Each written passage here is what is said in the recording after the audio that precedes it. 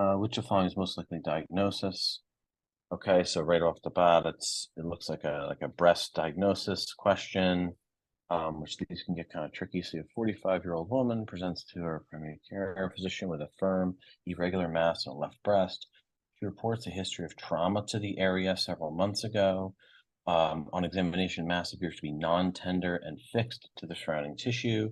Mammogram reveals calcifications within the mass, which of the following is most likely diagnosis. Okay.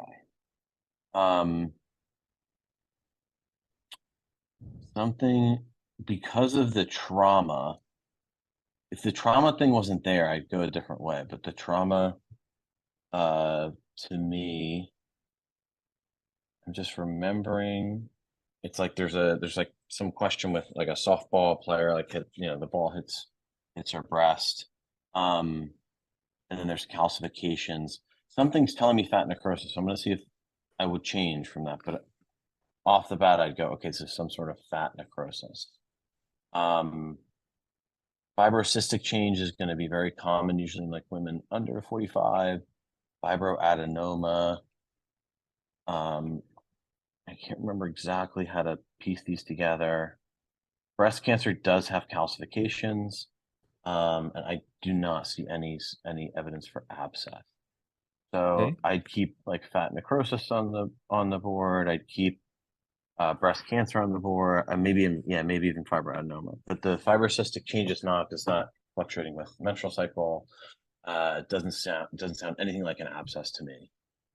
There's no blood, there's no Okay. pus, What's your gut there's say? nothing like that. There's nothing puritic. Something's telling me just that fat necrosis from trauma. If that wasn't in there, Okay. I don't know what I'd pick, but I like it for the trauma part. Final answer? Yeah, I think final answer. Yeah, beautiful. Okay, I think you worked through that great. Okay. Okay. There's nothing I would change about this, right? You looked at the history of Okay. trauma, which is super, super important, right? And that happened several months ago. That's going to give you that fat necrosis causing you that calcification. Okay. And that's that main risk factor there. But let me give you a little, just for a learning point here. Okay. I think you worked through that great because you always need to be thinking about breast cancer with calcifications, correct? So, what happens Okay. if you have the same scenario, same exact scenario? The case is exactly the same, except they had one extra sentence that said patient also had axillary lymphadenopathy. Then I would be thinking more about cancer. Bingo. Does it make sense the difference? Even though that Okay. one sentence, Yes. even if she says that there's trauma, you got to be highly Even with the suspicious. trauma. Okay. Yep, even Okay. with the Because trauma. then the trauma is not as valuable, I guess. Yep, Because it's like, exactly. okay, but you also have lymphadenopathy. Okay. Exactly. And now just to kind of follow it up here, if they ask you, this is more of a step two question, but just to finish it home, this patient, even though you're highly suspicious that it's fat necrosis, do you want to biopsy Mhm. it? Yes or no?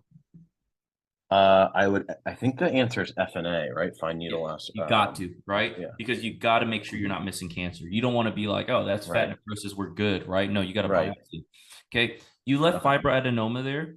Why? What are the characteristics of fibroadenoma? That fibroadenoma always confuses me even when in like OB when I was taking the course, like I never understood the differences with fibroadenoma, fibrocytic change. Sure. It always just bothered me. I couldn't Sure. ever differentiate them well. Good. So those are the two that you need to learn against, right? So Okay. fibrocystic changes are going to be multiple cystic nodules in either one or both breasts. Usually it's bilateral, but it can be on one too. But it's multiple, right? Okay. Multiple cystic lesions Okay. that are tender, depending on the cycle. Okay. Okay. Fibroadenoma is usually one singular lesion that grows and shrinks and gets tender and not tender depending on your cycle. Does it make sense the difference? Oh, okay. So fibrocytic changes I should think are like more bilateral. Fibroadenomas unilateral. Well, I And was going to then say also remember one is one lesion. Fibroadenoma is usually one singular lesion. Fibrocystic okay. changes is going to be multiple lesions in the breast. Okay. Okay. All Okay. right. That makes sense.